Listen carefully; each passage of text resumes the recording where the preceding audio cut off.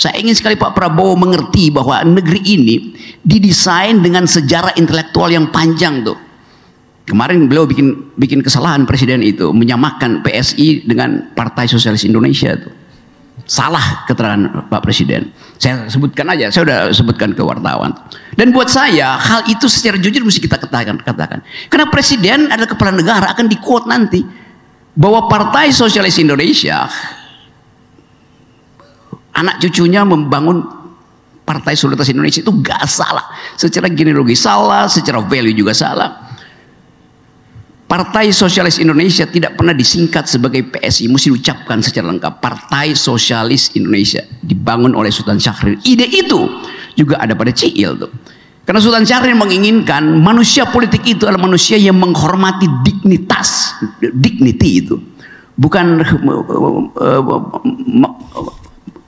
mengkultuskan seseorang. Saya kira penting ini supaya bagaimanapun Pak Prabowo juga teman diskusi saya, tetapi sesuatu yang salah secara akademis mesti kita benerin tuh. Jadi sekali kata akal sehat itu saya pakai sampai sekarang tuh. Satu waktu ini kebiasaan Pak Syahrir ya, kalau udah malam dia nggak bisa tidur, dia telepon saya, Rob, ngobrol yuk. Biasanya di Peacock gitu di Hilton, karena Peacock tutup jam 3 pagi nih. Apalagi kalau Kartini lagi di Amerika, udah pasti kok. Satu waktu kita lagi diskusi untuk cari arah mengucapkan keadilan, tetapi bukan di dalam tata bahasa politik, perubahan sosial. Saya bilang pakai prinsip Thomas Paine yang judulnya Common Sense, buku yang menuntun ide revolusi Amerika 1776 tuh. Jadi cepat-cepat saya anggap bahwa common sense itu terjemahan Indonesianya adalah akal sehat. Ya saya ingat the genealogi dari istilah itu. Dan itu yang kita pakai waktu Pak Syahrir artinya memutuskan untuk kita bikin partai aja tuh. Partai itu dasarnya adalah akal sehat tuh. Penggunaan reason di dalam upaya untuk menuntun policies supaya kita bisa hindari the black market of power. Jadi dari awal saya bersahabat dengan Ciil, sebetulnya karena saya anggota Ikatan Mos Jakarta, Pak Syahrir senior saya. Jadi di dalam konteks anak-anak Imada sebetulnya tuh, yang slogannya waktu itu buku pesta dan cinta tuh. Dan sampai sekarang saya kira Pandu terusin itu secara lebih radikal. Buku pesta dan cinta. Itu kenikmatan saya. Jadi saya, Dedek, Tovan, Ican itu jadi grup untuk bicara banyak hal, kadangkala sangat satiris, tetapi selalu ada basis intelektual. Dan itu yang menerangkan beda antara percakapan politik pada waktu itu sebelum reformasi bahkan dan yang sekarang itu.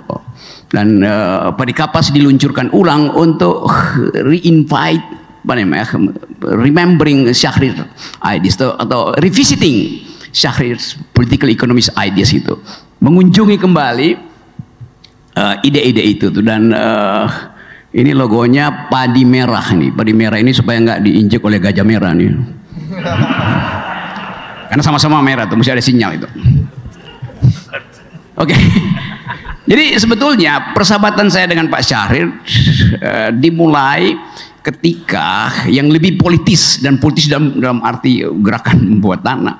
Dulu ada paper yang ditulis secara rutin oleh David Jenkins, judulnya apa dia? Soeharto and his General. Nah, kerjaan saya sama Pak Syahrir, kita koran dari Sydney Morning Herald ya, saya terjemahin itu. Terus ini saya bocorin juga ini karena udah passé, udah 30 tahun lalu.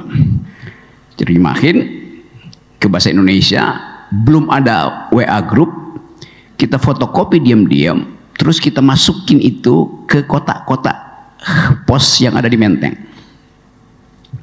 dengan ide subversi intelektual supaya orang ngerti bahwa Presiden Soeharto punya problem, yang ulas itu adalah seorang jurnalis internasional, dan itu harus diketahui oleh masyarakat Indonesia tuh.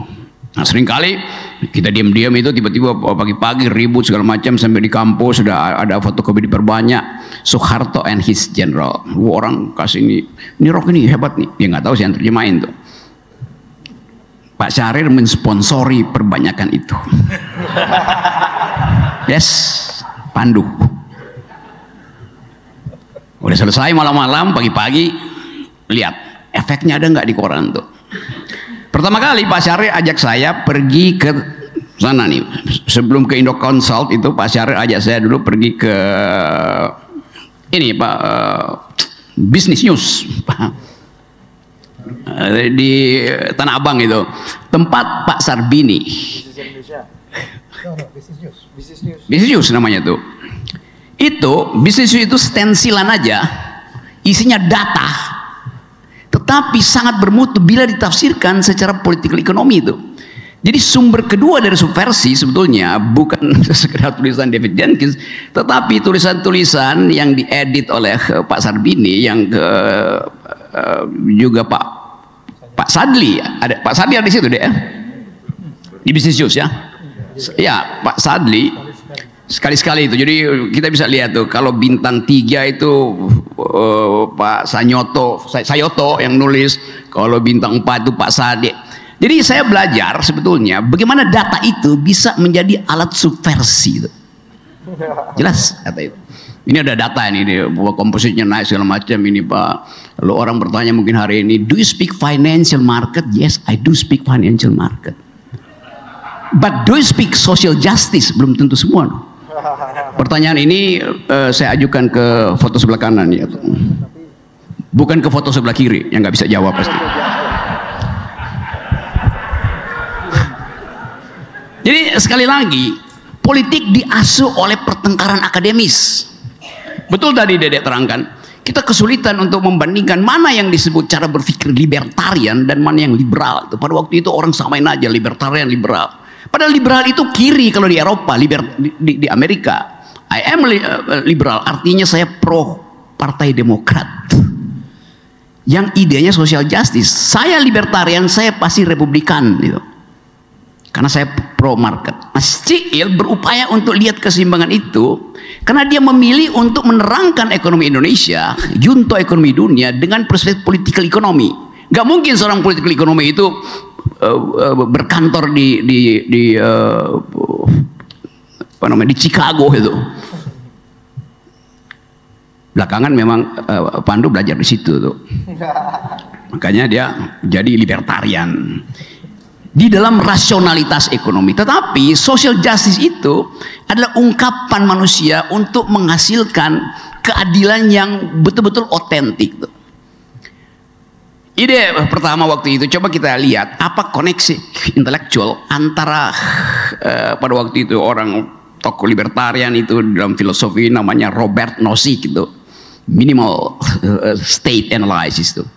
Lalu tokoh liberalnya adalah John Rawls tadi yang mempromosikan semacam sosialisme Amerika itu, bukunya Political Liberalism itu, yang bahkan kalau selama semua kabinet Demokrat di Amerika itu, Clinton, Obama segala macam itu bahkan dibuat film. Kalau lu nggak ngerti, call John Rawls, kan ada filmnya itu tuh. Nah sekarang tahu nih John siapa yang ada di Indonesia tuh. Nah jadi sebetulnya kami bersahabat di dalam pesta setiap hari. Setiap minggu pasti Ciil tuh, itu yang tersedia di situ adalah buku, bicara diskusi buku sambil single malt itu Dalmor atau Hibiki itu udah biasa aja kan. Itu Bu Kartini tahu nggak tuh? Apa? Soal single malt Bu Kartini boleh kan? Bu Kartini cuman dikit-dikit aja. Tapi Bu Kartini biasanya kalau dia capek dia pergi tidur tuh ya. Tinggal bajingan-bajingan yang ada di situ, ngoceh tentang apa aja. Jadi ada kenikmatan. Jadi saya bayangin enak banget kan pada waktu itu. Padahal itu kekuasaan, ujung dari kekuasaan Pak Harto tuh. Tetapi kebebasan untuk mengucapkan sesuatu itu nggak ada batasnya tuh. Jadi bayangkan misalnya itu seluruh TV nasional itu dikuasai Ciil. Dari Indosiar pagi sampai malam RCTI, temanya cuma satu, apa namanya, Deregulasi. deregulasi. Nah, kita mau coba lihat bagaimana tadi ditanya relevansi dari pikiran Syahrir di sini. Kita berupaya untuk memantau. Yang pertama-tama kalau kita mau masuk dalam public policy itu adalah membangun institusi pendidikan. Karena itu kemudian Pak Syahrir minta saya mengetuai semacam sekolah pada waktu itu, kita sebut sekolah ilmu sosial. Ideanya sebenarnya kita mau bikin semacam New School for Social Research dari New York gitu, atau Frankfurt School yang bicara terus tentang critical studies itu kan. Karena itu, ini saya kira yang teman-teman mesti ingat juga, itu Pak Syahrir sangat kuat di dalam urgensi untuk menghasilkan pedagog, pendidik itu. Yang walaupun sekarang yang kuasai politik kita itu ada para demagog gitu, yang ngomong berbunga-bunga tapi tanpa pengetahuan sejarah intellectual history itu. Nah, kita coba bangun itu. Mahasiswanya kita batasi 30 orang. Harus S1 supaya langsung bisa masuk dalam perdebatan ide. Dan sekolah itu bertahan kira-kira 3-4 kali itu, lalu dibubarkan oleh pemerintah karena dianggap ini nggak ada pakem ini dalam kurikulum pendidikannya.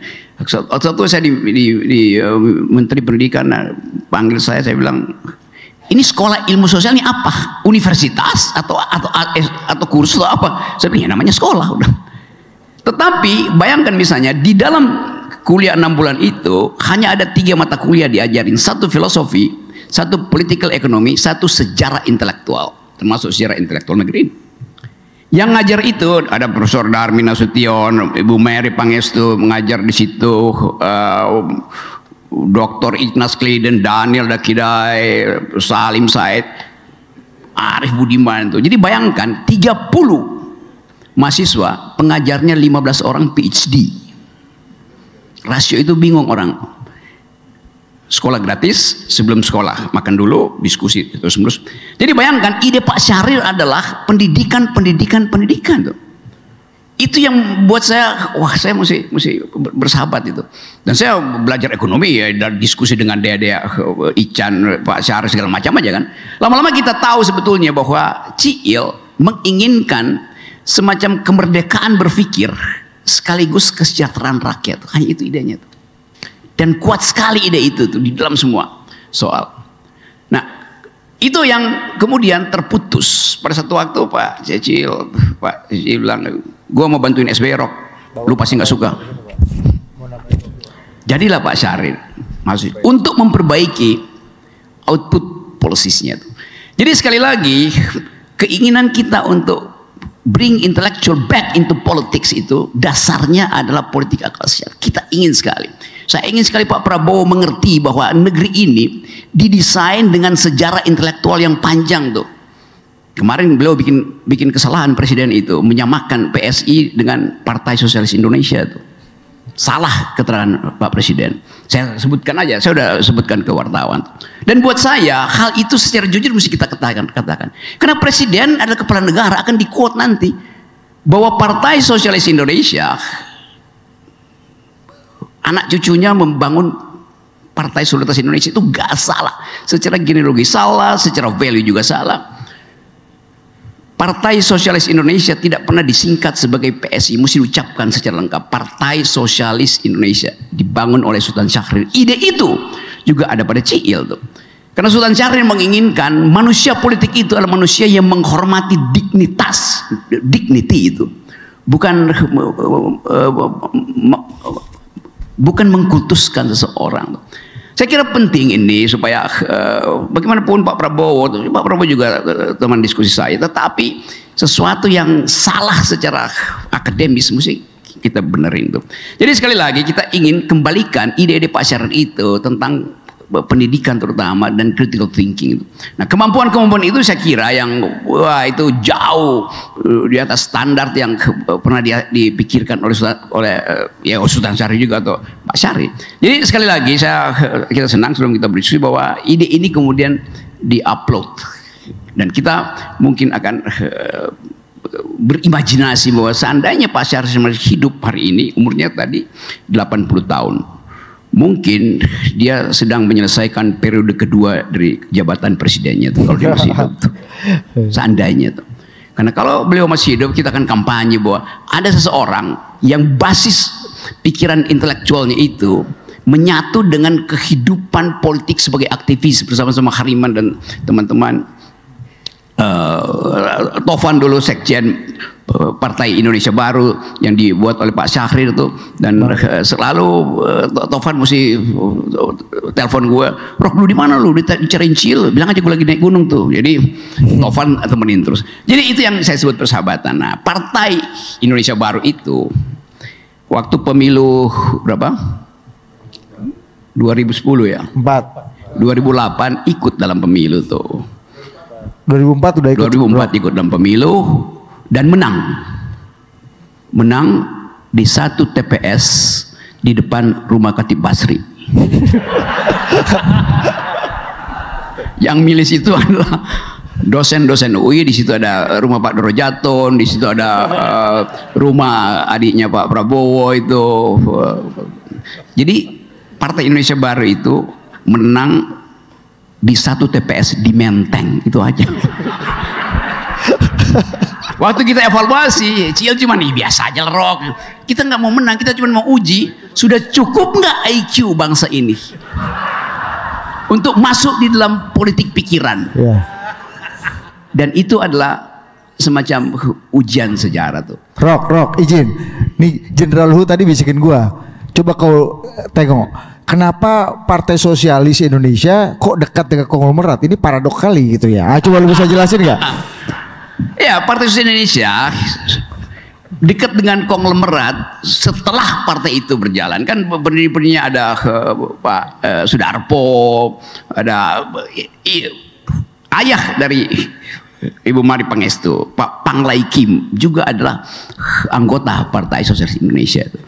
Memang pada waktu itu nggak ada mesti pakai kartu anggota. Siapapun yang punya otak dianggap mesti pakai dan bisa bahasa Inggris itu. Jadi PSI itu semacam subkultur. Sekarang subkultur aja. Dan PSI tidak pernah menyerah tuh. Dibubarkan oleh Bung Karno, PSI bilang silakan bubarkan, tapi ide kami tidak bisa dibubarkan tuh. Jadi the power of ideas itu yang akhirnya melanjut. Kalau saya tanya mana anggota PSI, separuh dari kabinet sekarang itu berpikir secara PSI. Pasti. Karena kalau otak. Kalau Fadlizon apa? Kalau Fadlizon PSI juga. Oh, Fadlizon PSI in optima forma dia. Fadlizon. Ya dia orang Minang udah pasti PSI lah. Jadi keadaan itu tuh, dan saya tetap bertumbuh dengan Ciil karena berkali-kali kita debat, kadang-kala Ciil marah pada saya tuh, Ciil enggak, tapi enggak, saya mau berbeda pendapat tuh. Lu memang dari awal tuh mau menentang pikiran gue, enggak, kita berdiskusi. Jadi diskusi itu adalah modal kita untuk menghidupkan harapan itu. Dan diskusi yang paling keras didasarkan pada keinginan untuk menghasilkan kesimpulan yang paling bersih itu. Dan itu yang disebut oleh Tom Paine dalam satu kutipannya, apa dia sebut ya, di dalam buku itu dia sebut the more harder the conflict, the more glorious the result, the more glorious the triumph.